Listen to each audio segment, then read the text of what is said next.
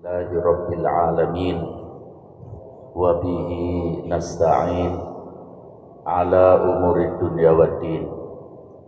Asyhadu an la ilaha illallah wahdahu la syarikalah wa asyhadu anna sayyidana Muhammadan abduhu wa rasuluh. Allahumma salli wa sallim wa barik ala sayyidina Muhammad wa ala ali sayyidina Muhammad kama sallaita wa barakta wa sallamta ala sayyidina Ibrahim wa ala ali sayyidina Ibrahim fil alamina innaka hamidum majid. Amma ba'du. Ibadallah, usikum wa nafsi bitaqwallah faqad fazal muttaqun. Qala Allah ta'ala fi kitabihil aziz, a'udzu billahi minasyaitonir rajim. Wa ma khalaqtul jinna wal insa illa liya'budun. Shadaqallahul azim. Ma'asyiral muslimin rahimakumullah. Di tengah-tengah kita melaksanakan ibadah puasa pada bulan Ramadan ini, alangkah baiknya kalau kita kembali mengingat apa arti sebuah ibadah. Allah tidak membutuhkan ibadahnya manusia, tapi Allah memerintahkan manusia untuk melakukan ibadah. Bahkan ayat yang tadi saya baca, wa ma khalaqtul jinna wal insa illa liya'budun, Allah memberitahu bahwa tidaklah Allah menciptakan jin dan manusia kecuali untuk beribadah. Seandainya manusia yang konon katanya hari ini berjumlah kurang lebih 7 miliar semuanya rajin melakukan ibadah kepada Allah, maka Allah tidak akan bertambah kaya. Allah tetap dalam kerajaan kekayaannya. Seandainya 7 miliar manusia yang hidup pada hari ini semuanya mogok, tidak mau beribadah kepada Allah, Allah pun tidak akan menjadi miskin. Allah tetap dalam kerajaan kekayaannya. Terus artinya apa? Allah menciptakan jin dan manusia untuk beribadah. Terus artinya apa? Allah mewajibkan kita untuk melakukan ibadah, baik ibadah mahdhah atau ibadah ghairu mahdhah. Dalam berbagai ayat dan dalam berbagai sabda-sabdanya ditafsiri oleh pakar-pakar tafsir dan pakar-pakar hadis bahwa ibadah adalah untuk kepentingan manusia itu sendiri. Ibadah bukan kebutuhan Allah, justru manusia yang butuh ibadah kepada Allah.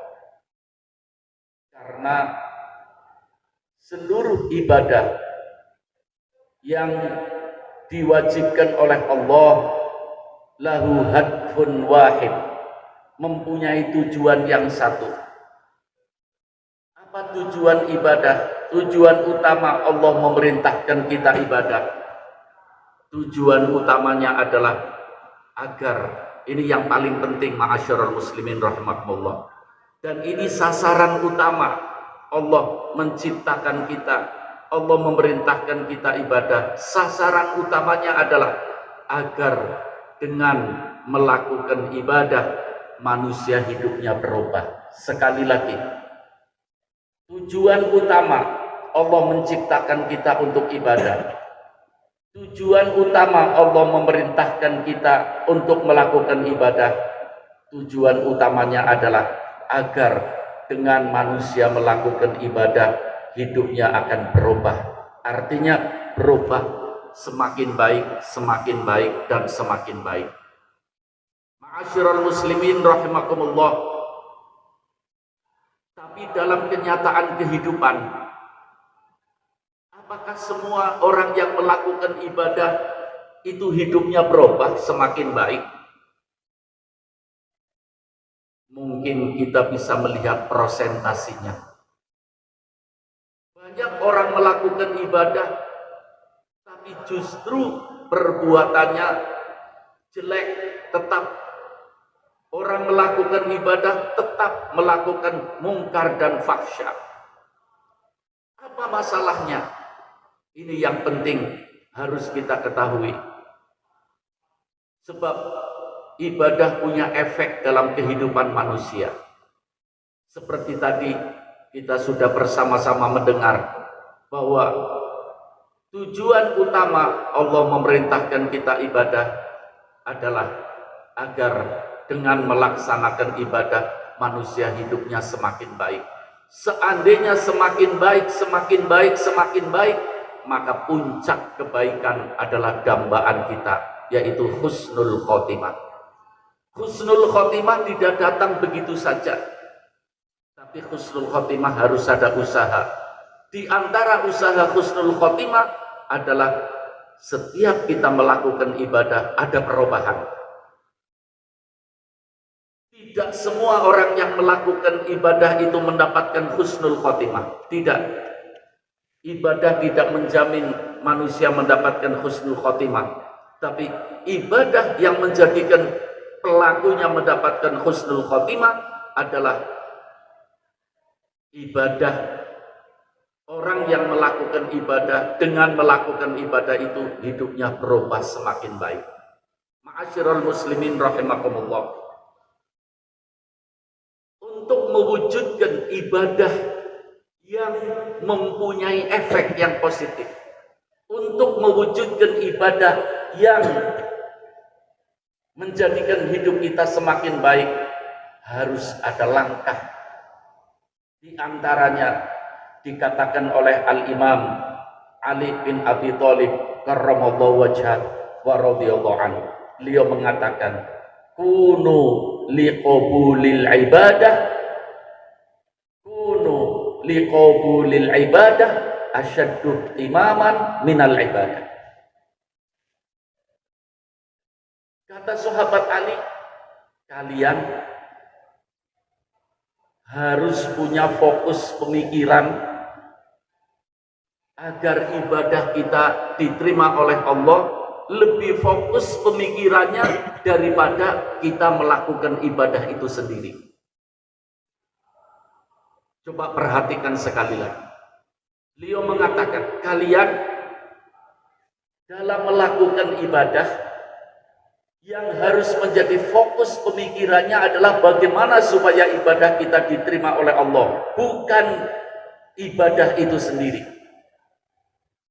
Ini yang perlu disampaikan oleh umumnya umat Islam. Karena banyak di antara mereka melakukan ibadah tapi tidak punya arti apa-apa. Tidak punya athar, tidak punya efek. Karena fokus pemikiran mereka adalah bagaimana melakukan ibadah. Padahal itu bukan yang harus menjadi fokus pemikiran. Yang menjadi fokus pemikiran adalah bagaimana supaya ibadah kita diterima oleh Allah. Sekali lagi, yang harus menjadi fokus pemikiran kita adalah bagaimana supaya ibadah kita diterima oleh Allah Subhanahu wa taala. Contohnya, ma'asyiral muslimin rahimakumullah, dalam masalah ibadah puasa, kita semua sudah hafal informasi dari Nabi kita Muhammad sallallahu alaihi wasallam. Dalam hadis yang sahih, Rasulullah sallallahu alaihi wasallam mengatakan, kam min shaimin laisa lahu min siyamihi illal ju' wal atash. Berapa banyak orang yang melakukan ibadah puasa tidak mendapatkan rahmat, tidak mendapatkan maghfirah, tidak mendapatkan barokah, tidak mendapatkan thawab, tidak mendapatkan asrarullah, hanya dapatnya lapar dan haus. Pertanyaan besar, apa sebabnya? Sebabnya orang-orang yang dikatakan oleh Nabi seperti ini adalah orang yang fokus pemikirannya adalah wujudnya ibadah itu sendiri, bukan wujudnya diterimanya ibadah. Ma'asyiral muslimin rahimakumullah, tadi saya sampaikan bahwa kullul ibadah lahu hadfun wahid. Setiap ibadah punya tujuan yang satu, baik itu sholat, puasa, zakat, haji, dan seluruhnya tujuannya satu, yaitu untuk merubah kehidupan manusia. Seperti Allah jelaskan di dalam Al-Quran tentang sholat, bahwa sholat adalah merubah kehidupan manusia dari fahsya dan mungkar. Tapi banyak orang yang sholat tetap fahsya dan mungkar. Rahasianya adalah karena mereka kurang fokus dalam memikirkan bagaimana ibadahnya diterima oleh Allah.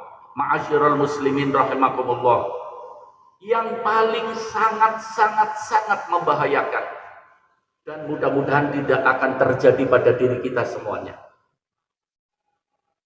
Sayyid Muhammad Alawi Al-Maliki rahimahullah rahmatal abror, dalam kitabnya Mala Ainun Ra'at, beliau mengatakan nanti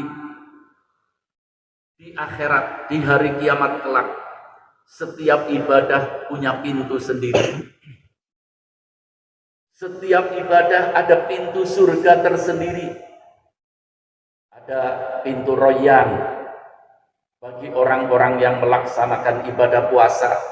Ada babus sholat, pintu sholat. Ada babus zakat, pintu zakat. Ada pintu, berbagai pintu. Yang paling tidak dikehendaki oleh Nabi kita Muhammad SAW, ada umatnya yang ketika nanti di hari kiamat akan memasuki salah satu pintu dari ibadahnya, ditolak oleh malaikat penjaga pintu. Kenapa ditolak? Karena ibadahnya tidak diterima oleh Allah. Kenapa tidak diterima? Karena ketika melakukan ibadah tidak memikirkan bagaimana supaya ibadahnya diterima oleh Allah Subhanahu wa taala. Ma'asyiral muslimin rahimakumullah, agar ibadah kita diterima oleh Allah, ittafaqal ulama minal awwalin wal akhirin, ulama bersepakat untuk supaya ibadah kita, apapun ibadah yang kita lakukan, bisa diterima oleh Allah. Faktor yang paling utama adalah al-ilmu, ilmu. Mau wudu, pelajari ilmunya wudu. Kita tidak boleh malu. Kita sudah tua, masa belajar wudu lagi?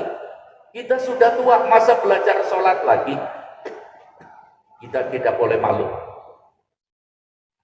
La haya'a fiddin, kata Rasulullah. Tidak ada malu dalam masalah agama.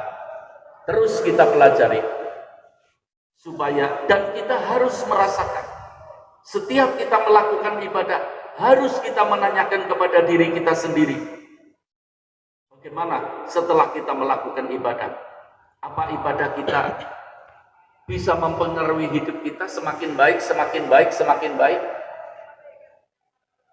Ma'asyiral muslimin rahimakumullah, dalam masalah sholat, dalam hadis Bukhari Muslim, as-sahul kutub ba'dal Quran, Rasulullah pernah melihat ada seorang yang sholat.